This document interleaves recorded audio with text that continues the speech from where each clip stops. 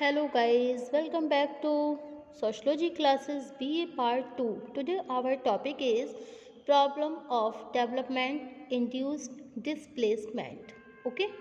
विकास से उत्पन्न विस्थापन की समस्या. ओके तो आज का टॉपिक क्या है हमारा? विकास से उत्पन्न विस्थापन की समस्या.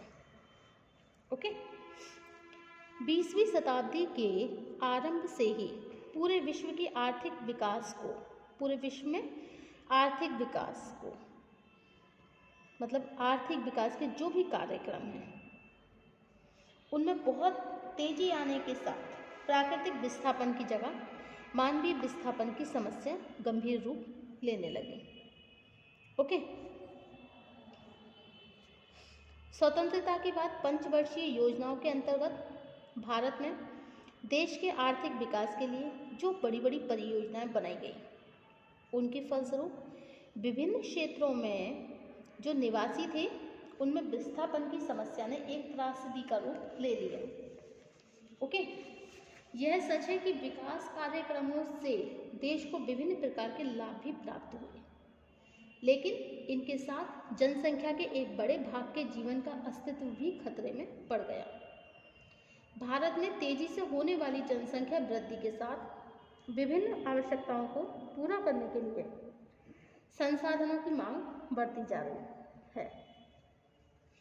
नगर और गांव में बिजली, पानी, परिवहन और नागरिक आवश्यकताओं को पूरा करने के लिए यह आवश्यक हो गया है कि सरकार व्यापक स्तर पर विभिन्न सुविधाओं की व्यवस्था करे. इन विकास कार्यक्रमों तथा विस्थापन के संबंध को निम्नांकित क्षेत्रों में समझकर विस्थापन की समस्या का सही मूल्यांकन किया जा सकता है. ओके नंबर 1 है बांधों और जलाशयों से विस्थापन. ओके तो क्या है?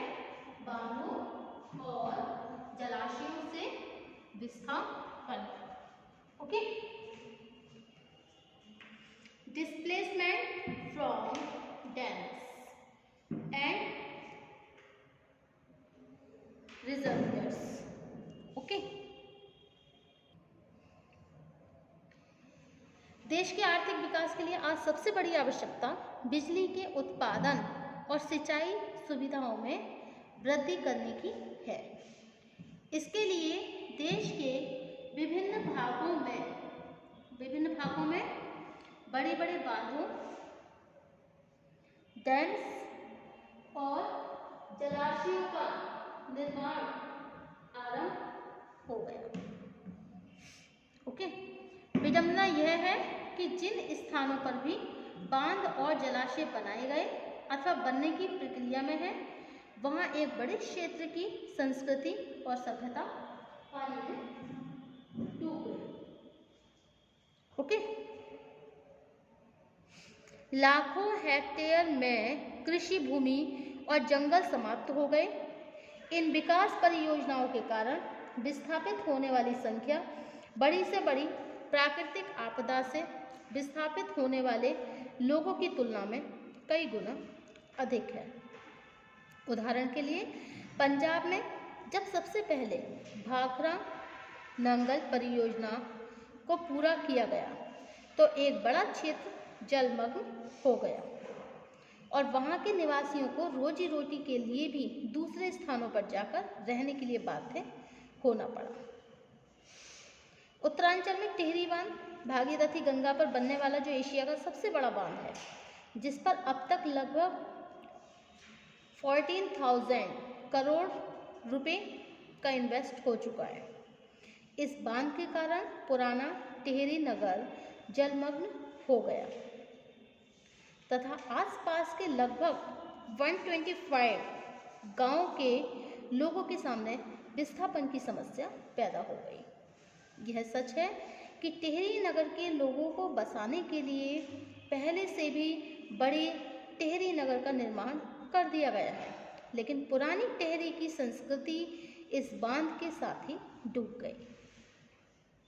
समीपवर्ती गांव के लोगों का अभी भी पूरी तरह पुनर्वास नहीं हो सका है. उत्तरांचल में ही शारदा नगर, शारदा सागर तथा नानक सागर के निर्माण के लिए भी बहुत बड़ी भूमिका अधिग्रहण होने से एक बड़ी संख्या में लोग विस्थापित हो गए। ओके, मध्य प्रदेश में भी देखिए एक सरदार सरोवर बांध है। बरगी बांध से उत्पन्न होने वाला विस्थापन विकास की क्रूरता को स्पष्ट किया गया है इसमें। और इधर ये नर्मदा नदी है, उसके किनारे भी बनने वाला जो सरदार सरोवर बांध है, इसकी लंबाई कम से कम है 120 किलोमीटर तथा इस बांध की दीवारों की ऊंचाई है लगभग 455 फुट। और आरंभ में बांध की जो बांध है, तो बांध के कारण शूलपाण, बडगाम, मणिवेली, जलसिंधी तथा हरसूद तक के गांव धीरे धीरे पानी में डूब गए, जबकि बांध के पूरा होने तक इस क्षेत्र के 282 गांव के लगभग लोग विस्थापित हो गए। पिछले सैकड़ों वर्षों से सुख शांति के साथ ही जीवन बिताने वाले हरसूद क्षेत्र के लोगों को जुलाई 2004 तथा सरकार द्वारा जबरदस्ती इस क्षेत्र से हटा दिया गया। इन लोगों के पास में ही छनेरा क्षेत्र में मुआवजा देकर इनका पुनर्वास कर दिया गया था, लेकिन हरसूद की संस्कृति पूरी तरह समाप्त हो गई। इस बांध के निर्माण क्षेत्र की लाखों हेक्टेयर उपजाऊ भूमि, जंगली संपदा, प्राकृतिक संसाधन को समाप्त कर दिया गया। गुजरात ने सूखे की समस्या को दूर करने के लिए इस विकास योजना के कारण मध्य प्रदेश को कितनी हानि हुई और इसका मूल्यांकन करना भी संभव नहीं है। ओके, इसी तरह मध्य प्रदेश में भी जबलपुर नगर है, इसमें 20 किलोमीटर दूर एक बरगी नामक स्थान पर नर्मदा नदी के पानी से रानी अवंतीबाई बरगी बांध का निर्माण किसानों की सिंचाई के लिए, पानी देने और बिजली का उत्पादन करने के लिए किया गया। इस बांध के कारण 162 गांव के लाखों लोग विस्थापित हो गए, जिनमें एक बड़ी संख्या गौंड आदिवासियों की है। एक आदिवासी एक लंबे समय से जंगल के संसाधनों और खेती के द्वारा आजीविका उपार्जित करके सुखी जीवन बिता रहे थे। बरगी बांध के कारण इन्हें अचानक अपने मूल स्थान से हटकर दूसरे स्थान पर जाकर बसने के लिए बाध्य कर दिया गया। आज इनमें से अधिकांश लोग बेरोजगार और कुपोषण की जिंदगी जीने के लिए मजबूर हो गए हैं। इस बांध से विस्थापित होने वाले लोगों को सरकार ने जमुनिया, गोरखपुर और सिंगोधा क्षेत्र में बसाने के साथ ही उन्हें मुआवजा देना भी शुरू करा, लेकिन आज भी इनमें अधिकांश व्यक्ति, मतलब बहुत से व्यक्ति ऐसे हैं जो या तो जबलपुर शहर में रिक्शा खींचने या फिर मजदूरी के लिए जीवन यापन कर रहे हैं अथवा आसपास के क्षेत्रों में अपमानित जीवन बिता रहे हैं। इस दशा में यह सवाल पूछना स्वाभाविक है कि क्या इस दशा को हम विकास कह सकते हैं? ओके, नेक्स्ट टॉपिक है हमारा औद्योगिक विकास एवं विस्थापन, industrial development and displacement. Okay, औद्योगिक विकास के लिए स्वतंत्रता के बाद जिन सैकड़ों बड़े बड़े कारखानों का निर्माण हुआ, उसके फलस्वरूप उत्पन्न होने वाले विस्थापन ने भी समाज के सामने गंभीर चुनौतियां पैदा कर दी। ओके, उड़ीसा के संबलपुर जिले के पादक कमाल क्षेत्र में जब भारत एल्युमिनियम कंपनी द्वारा एक बड़े कारखाने की स्थापना कर रहा था, तो बड़े क्षेत्र की आदिवासी जनसंख्या आजीविका और निवास करने के लिए तरस गई।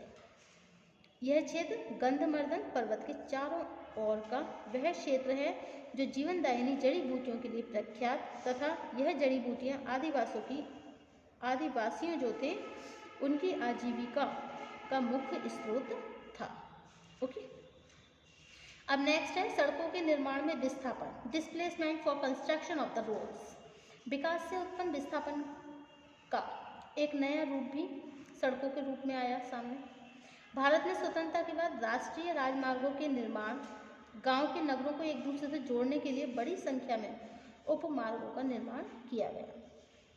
इस समय देश में सड़कों की कुल लंबाई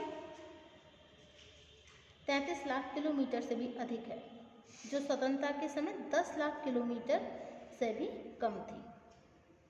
ओके, अब नेक्स्ट है आपका नई वन नीति तथा विस्थापन। ओके, नेक्स्ट टॉपिक क्या है? नई वन नीति तथा विस्थापन, new forest pollution, new forest policy and displacement. Okay, नई वन नीति मतलब new forest policy and displacement विस्थापन। परंपरागत रूप से भारत की विभिन्न जनजातियों का 70% हिस्सा जंगली क्षेत्रों में निवास करता आया है। पर्वतीय भागों में रहने वाले लोगों का भी काफ़ी प्रतिशत पर्वतों पर जंगली क्षेत्रों पर निर्भर करता है। मतलब पर्वत भागों में जो रहने वाले लोग हैं इनका भी काफ़ी प्रतिशत पर्वतों पर जंगली क्षेत्रों पर निर्भर करता है इनका जीवन। इसका तात्पर्य है कि सन 1990 तक भारत की लगभग 9 करोड़ आबादी जंगलों से प्राप्त होने वाले पदार्थ जैसे जड़ी बूटी, शहद, सूखी लकड़ी, पत्ते, फल फूल आदि के द्वारा अपना भरण पोषण करती थी। अनेक जनजातियां जंगल में स्थित तालाब और छोटी छोटी नदियों में जो मछलियां पकड़ते थे उन मछलियों को पकड़कर वो अपनी उदर पूर्ति भी करते थे। ओके, अब सन 1988 में भारत सरकार द्वारा एक नई वन नीति न्यू फॉरेस्ट पॉलिसी बनाई गई। ओके, अब नेक्स्ट टॉपिक है आपका नगरीय सुविधाओं से उत्पन्न विस्थापन, displacement caused by urban facilities. Okay, Bharat में जैसे जैसे नगरों की जो जनसंख्या है वो बढ़ती गई, नगरों में यातायात की समस्या का समाधान करने और नागरिक सुविधाओं को बढ़ाने के लिए लगातार नए नए विकास के कार्यक्रम लागू किए जा रहे हैं। सभी नगरों में मंडी समितियों की स्थापना की गई जिसके लिए एक बड़े क्षेत्र की आवश्यकता होती है। ओके, और यातायात की समस्या का समाधान करने के लिए सभी नगरों की सीमाओं से लगे बड़े क्षेत्र में ट्रांसपोर्ट नगर बनाए गए। ओके, अब है विस्थापन को रोकने के उपाय। विस्थापन को रोकने के उपाय, विकास का मूल उद्देश्य समाप्त हो जाता है। इस दशा में निम्नलिखित उपायों के द्वारा विस्थापन की समस्या काफ़ी सीमा तक इस समस्या का समाधान किया जा सकता है। नंबर 1, विशेषज्ञों द्वारा क्षेत्रीय अध्ययन। नंबर 2, पुनर्वास की व्यवस्थित योजना। नंबर 3, नकद राशि देना बहुत अव्यावहारिक। नंबर 4, भूमि बंजर या अनुपयोगी हो। नंबर 5, आपदा प्रबंधन की विशेष व्यवस्था की जाए। एंड नंबर 6, औद्योगिकरण के लिए एक संतुलित नीति से विस्थापन की समस्या को कम किया जाए। एंड नेक्स्ट है विस्थापन का कूटनीतिज्ञ स्तर पर समाधान करने के साथ ही जरूरी है कि हर दशा में विस्थापितों को उनके मकान, संपत्ति और आय के साधनों से वंचित न होने दिया जाए। ओके, इसके बाद भी इसमें कोई दो राय नहीं हो सकती कि विकास कार्यक्रम कुछ न कुछ सीमा तक विस्थापन की दशा अवश्य पैदा करे। इसके बाद भी यदि उपर्युक्त सावधानी और उपायों को ध्यान में रखा जाए तो विस्थापन की समस्या को कम से कम अवश्य किया जा सकता है। Okay, thank you guys for watching my YouTube channel. Next topic होगा हमारा नेक्स्ट टर्न पर पारिस्थितिकीय अपकर्ष, ecological degradation. Okay, thank you.